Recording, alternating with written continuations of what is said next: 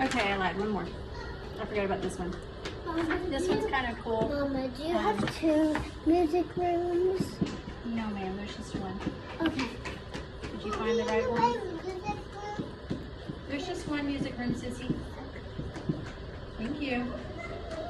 Okay. So sometimes we have to use logs to evaluate. So we have this exponent that we don't really know what to do about that.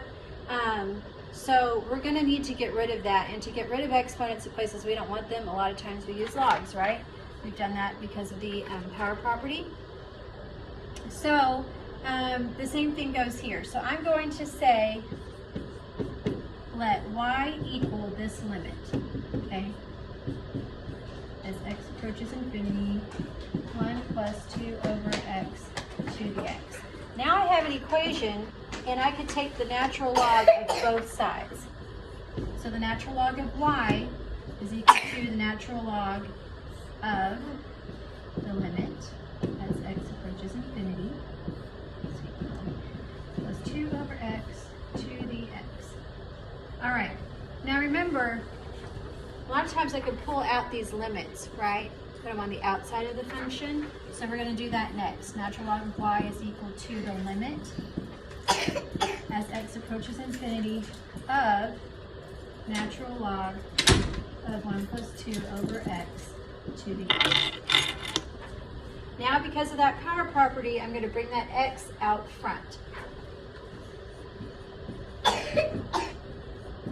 Limit as x approaches infinity of x times the natural log of 1 plus 2 over x.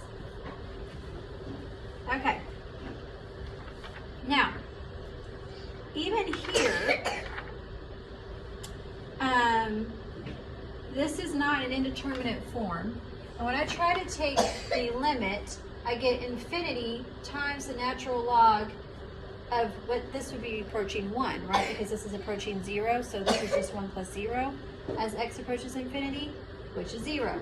So I have infinity times 0. That's not an indeterminate form. That is not defined, so it's really not helpful. So I'm going to change this into one of those forms that I need.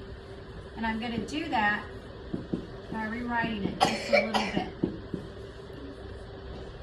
Now, I can rewrite this as a natural log of 1 plus 2 over x divided by 1 over x. And that's because if I flip and multiply, I'm just multiplying by x, which is what I just came from, right?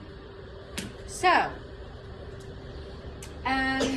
if I multiply by x here, it's the same as dividing by 1 over x, but now, as x approaches infinity, this is approaching natural log of 1, which is 0, and this is approaching 1 over infinity, which is approaching 0. So now this is in the form 0 over 0. That's a good thing because now I can apply L'Hopital's.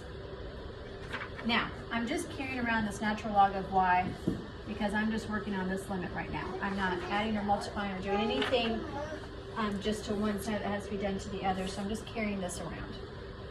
Now, I could take the derivative of the top over the bottom. Is he okay? Derivative natural log is 1 over the inside stuff, 2 over x, times the derivative of what's on the inside.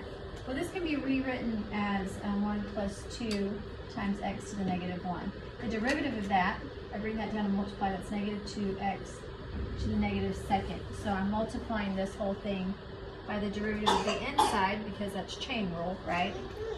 1 derivative is 0, so I just have to worry about this, which becomes negative 2x to the negative second over.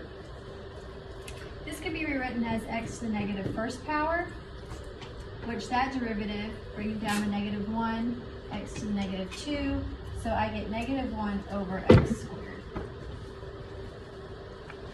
All right, that looks like a hot mess right now, but we're going to work on it.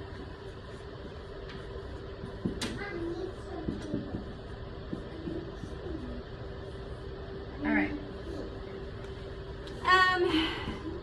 Now, we're going to do something similar to what we did in that last one. I have fractions within fractions right now, and I really don't want that, so I'm going to multiply both of these by an x squared. Because this is negative 2 over x squared, right? Yes. Girls? So I'm going to multiply the numerator by x squared and the denominator by x squared because that's really just multiplying by 1. When I do that, I have this negative 2 on top over. The x squareds are going to cancel here, so I just have 1 plus 2 over x. Girls, shh. I want. Stop arguing. And then x squared divided by x squared also cancels. Hey, girl,